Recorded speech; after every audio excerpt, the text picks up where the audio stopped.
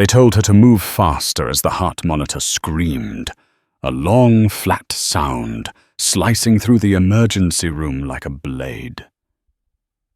Someone laughed under their breath. Someone else checked a watch. In the chaos of Providence Medical Center, the woman with the limp was in the way again. Evelyn Carter felt it before she heard it. The stare, the judgment, the quiet calculation that decided her worth in seconds. Her orthopedic shoe scraped the linoleum. Thud. Scrape. Thud. A rhythm too slow for a place where seconds decided who lived and who didn't. Blood pooled beneath the gurney. Fluorescent lights buzzed overhead, harsh and unforgiving, washing every flaw into sharp focus. Unbelievable, Ryan Mitchell muttered, not even looking at her. His fingers were steady on the tablet, his voice calm, clinical, bored. We're not running a museum here. Evelyn didn't answer. She adjusted the IV with hands that never shook. Across the bay, a young intern swallowed hard, eyes flicking between Ryan and Evelyn, torn between fear and something close to shame. A patient gasped. The monitor spiked, then dipped again. Evelyn leaned in, her breath slow, her eyes locked on the numbers. No panic, no hesitation, just focus. Somewhere deep inside her, a door cracked open. The hospital heard a limp. What it never heard was the sound of a battlefield waking up. The nickname followed her down the corridor, like a stain that never quite washed out. Turtle. Someone whispered it near the nurse's station, soft but sharp enough to cut. Evelyn Carter kept her eyes forward, jaw set, the muscles in her neck tight as cable. Her limp echoed off the walls, a sound people pretended not to hear while listening to it anyway. Thud, scrape, thud. Each step measured, each step judged. Ryan Mitchell watched her pass with the faint curl of a smile, the kind that came from winning without effort. To him, she was inefficiency in human form. Old, slow, replaceable. He leaned toward a cluster of interns, lowering his voice just enough to feel powerful. You see that? That's what happens when hospitals stop letting go. A few chuckled. One didn't. A young nurse dropped her gaze, fingers tightening around a chart. Evelyn felt the words land, but didn't flinch. She stopped at a supply cart, adjusted a slipping strap on her brace, breath steady, despite the dull fire blooming in her hip. Pain was familiar. Humiliation was not new. What surprised them was her calm, the way her hands moved without waste, the way she seemed untouched by the noise, the insults, the pressure. Ryan mistook that silence for weakness. He didn't recognize discipline when he saw it. He had no idea that the woman he was measuring against hospital time had once learned to measure life in seconds under open fire. No one at Providence asked why Evelyn Carter wore long sleeves even in summer, or why her locker was bare except for a folded sweater and a battered coffee mug. They saw the limp and stopped there. They didn't see the way her eyes tracked exits, the way her body angled instinctively toward sound, the way her breathing slowed when alarms screamed. In the break room, a television murmured about traffic and weather, while Evelyn sat alone, fingers pressing into her thigh, counting through the pain until it obeyed. Outside, rain streaked the windows, blurring the city into grey motion. Gus, the night janitor, paused with his mop. "You okay, Ev?" he asked, voice rough but gentle. She nodded once. Not a lie.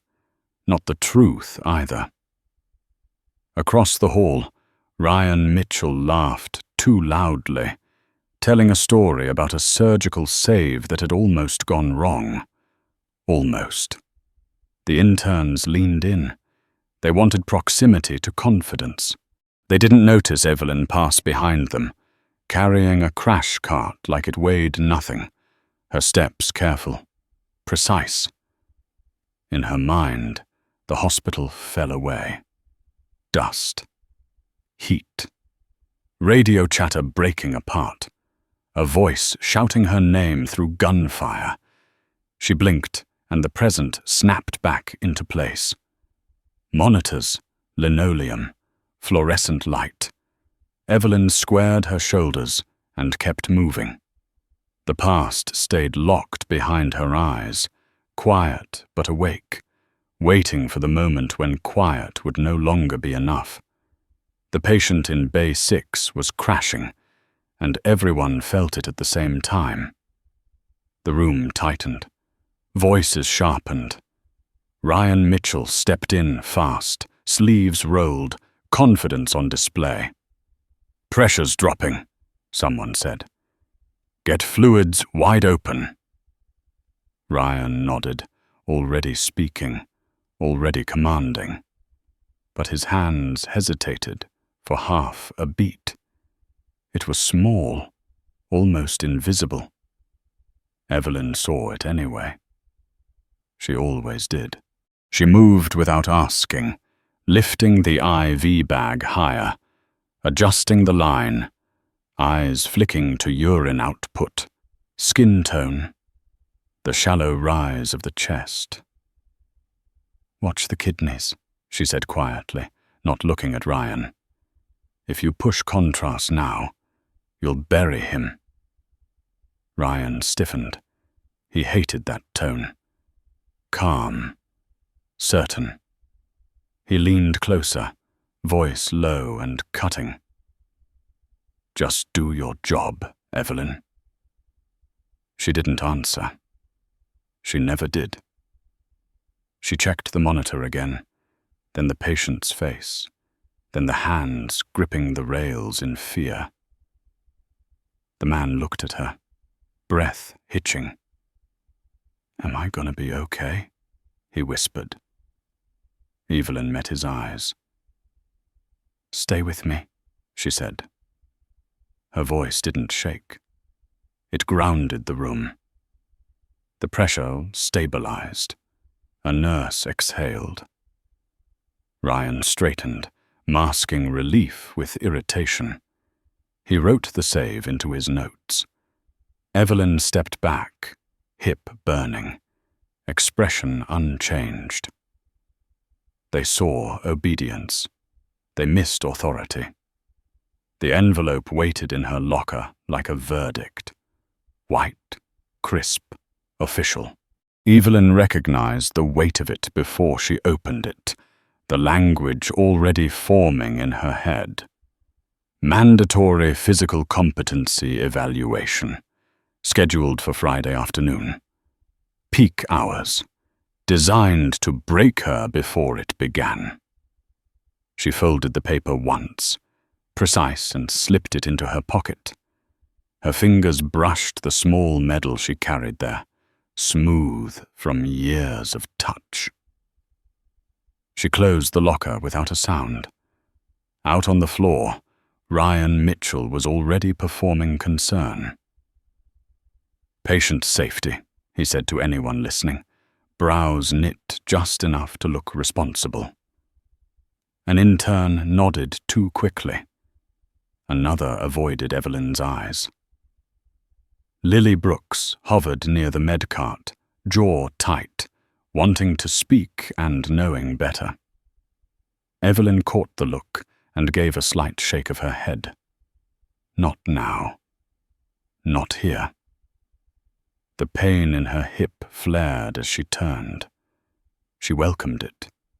Pain was honest. Politics were not. She adjusted her brace, rolled her shoulders, and stepped back into the noise. Monitors chirped. Gurneys rattled. Friday was coming fast. Ryan thought the test would expose weakness. He had no idea what tests really did. They didn't measure strength. They revealed it. Friday arrived heavy and loud, the emergency room already sweating before noon. The evaluation took place in a physical therapy gym that smelled of rubber mats and disinfectant, all glass walls and clipboards. Ryan Mitchell leaned against the counter, arms folded, eyes sharp with anticipation. An administrator stood beside him, pen poised. "Begin when ready," she said. Evelyn nodded once. She lifted the box. 50 pounds. Then another. Her breath stayed even, while fire crawled up her leg. She dropped to the floor for compressions, palms locking, shoulders stacked. The dummy clicked beneath her hands, steady, relentless. 100 beats a minute. She counted without counting.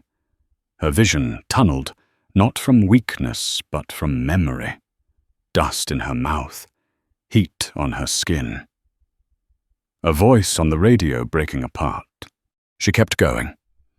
Ryan checked his watch, feigning boredom. "She's struggling," he murmured. The administrator frowned but said nothing. Sweat darkened Evelyn's collar. Her jaw tightened. She finished the last rep and stood, spine straight, eyes clear. Silence stretched. "Technically," Ryan said at last, "she passed." He smiled thinly, barely. Evelyn met his gaze, unreadable. He saw fatigue and mistook it for defeat. He wrote probation into the margin, already certain the war was over. Evelyn walked out on her own, every step controlled. Endurance had limits. She knew exactly where hers were.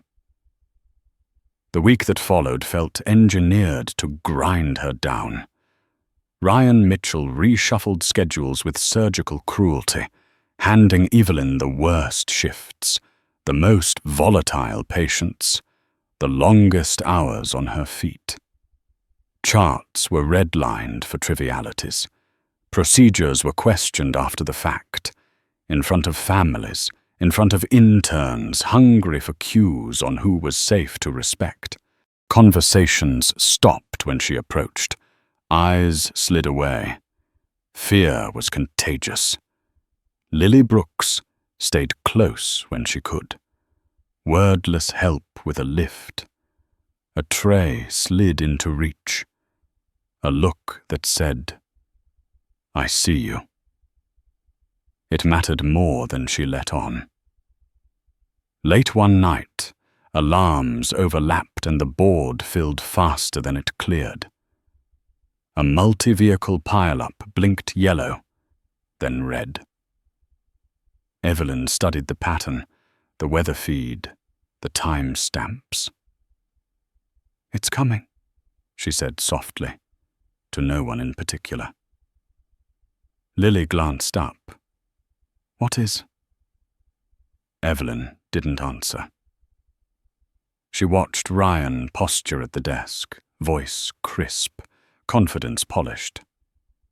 He was brilliant when the world behaved. She knew the difference between noise and chaos, between drills and the real thing. Chaos never announced itself kindly. It arrived sideways, broke rules, ignored titles. Evelyn flexed her fingers, feeling the familiar calm settle in.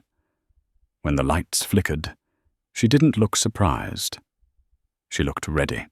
The call came in sharp and wrong, a tone no one liked to hear. Mass casualty. Bus rollover on the interstate. 5 minutes out.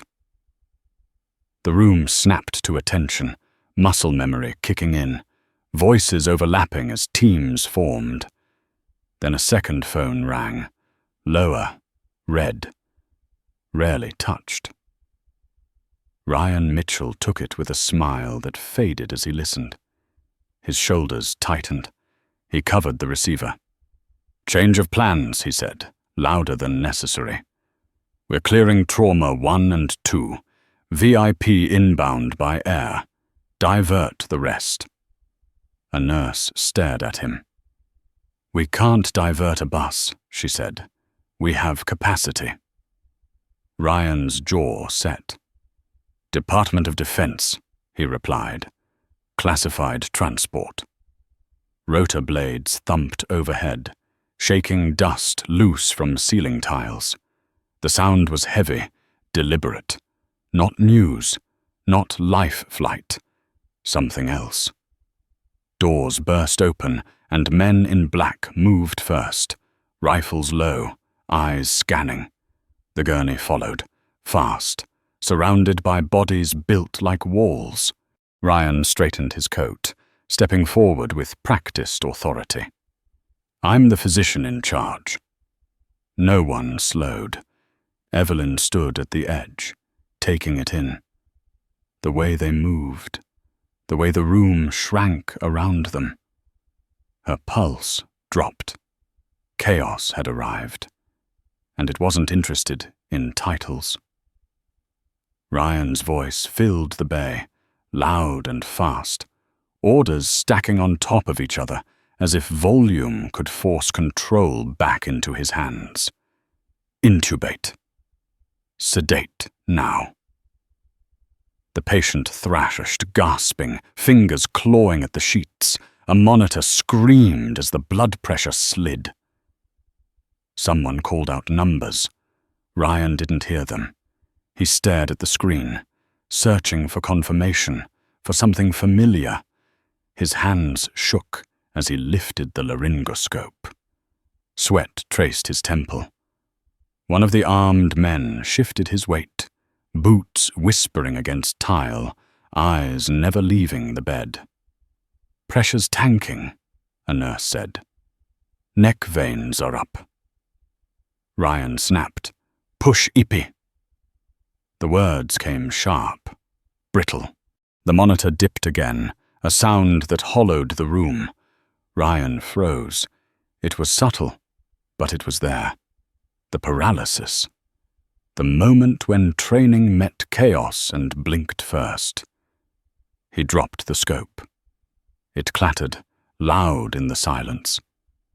The armed men tensed. A rifle angled, not quite a threat, not quite not. Evelyn watched from the doorway, seeing everything.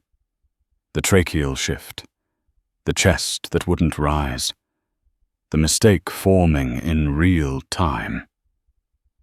Ryan looked around, eyes wide, searching for permission. Chaos didn't give it. The monitor flattened. A single tone cut through the air. Time narrowed to seconds. Evelyn stepped forward. Evelyn didn't ask permission. She moved, body angling through the frozen space. Her limp, forgotten as urgency, rewrote physics. "He has a collapsed lung," she said, voice cutting clean through panic. An armed man raised his rifle an inch. "Back off." Evelyn didn't look at the weapon. She locked eyes with him instead, steady, unblinking. 10 seconds, she said, or his heart stops for good. The room held its breath. The rifle lowered. She grabbed a 14-gauge needle from the crash cart, tore the package open with her teeth, and shoved Ryan aside with a sharp hip check that made him stumble. Buttons popped from the patient's shirt. Air wouldn't move on the right. Trachea pulled left. Textbook and battlefield agreed. No anesthesia, Ryan whispered, finding his voice too late. You can't. Evelyn didn't answer. She found the second intercostal space, leaned in, pain flaring white, and drove the needle home. Pop! A violent hiss filled the bay, loud as relief.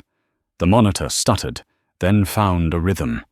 Color crept back into the patient's face. A breath tore in. Oxygen flowed. Bag him, Evelyn ordered. The intern moved. Blood pressure climbed. The room exhaled together. Evelyn steadied herself on the rail, leg trembling now that adrenaline was gone.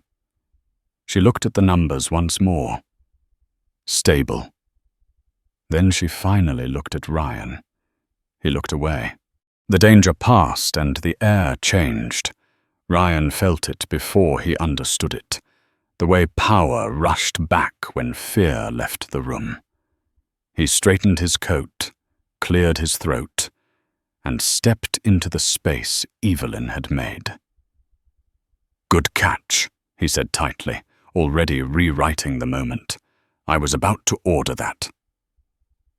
The armed men didn't look at him.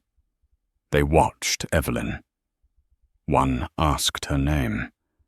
She gave it, and nothing else. Ryan cut in, smiling thin. She's one of our older nurses, he said. Tends to be rough around the edges. He turned to the administrator, voice low, legal. She performed a physician-level procedure without authorization. Liability. The word landed heavy.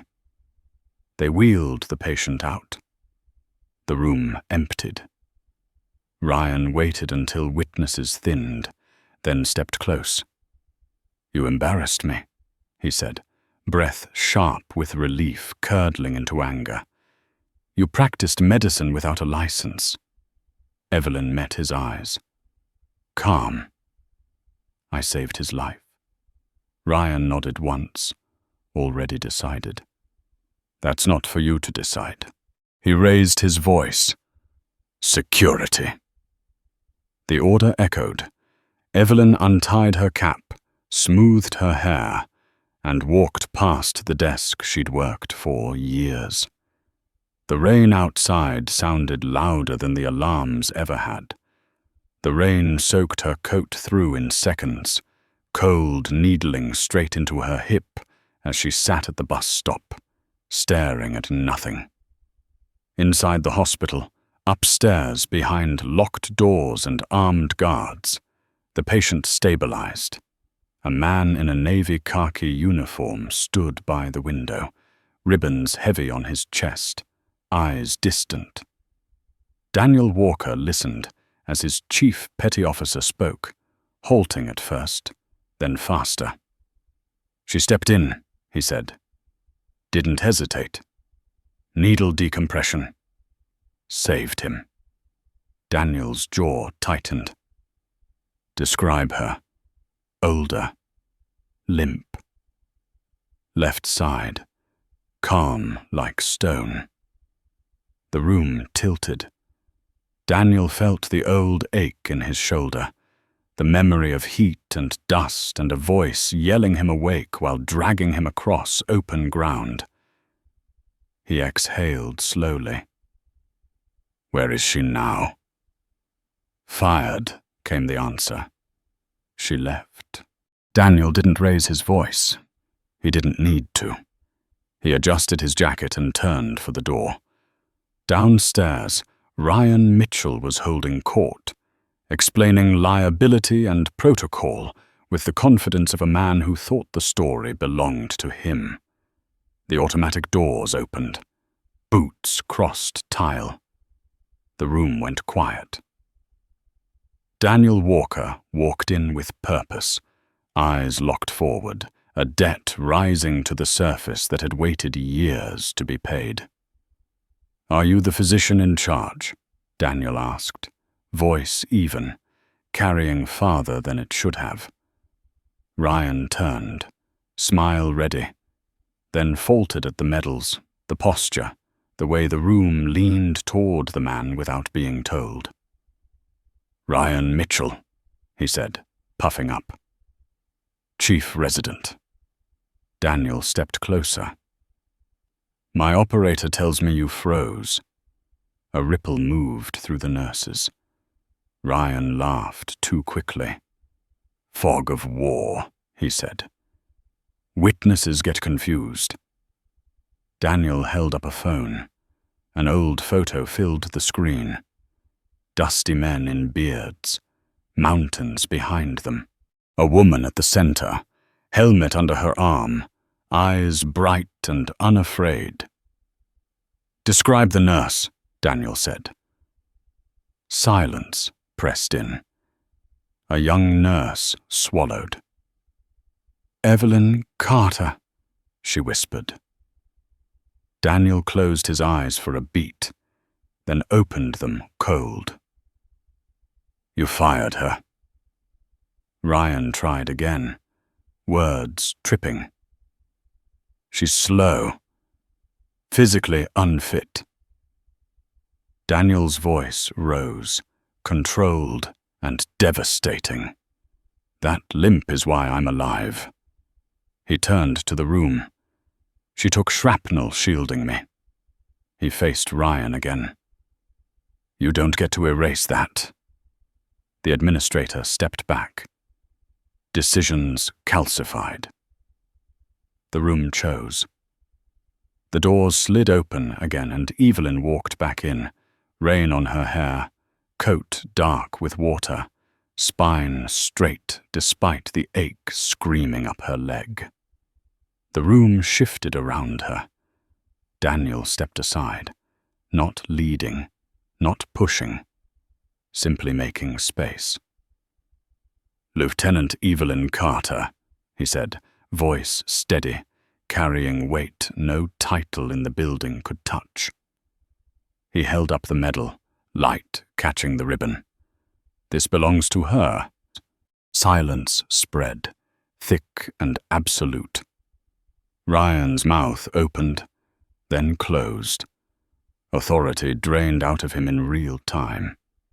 The administrator cleared his throat, eyes darting, calculations collapsing. Decisions were made without debate. Badges were handed over. Security moved. Evelyn didn't smile. She didn't gloat. She stood there, breathing, seen at last. Daniel leaned in. "You're not done," he said quietly. "You're needed." The hospital exhaled as if a storm had passed. Evelyn nodded once, a small motion, powerful as any salute.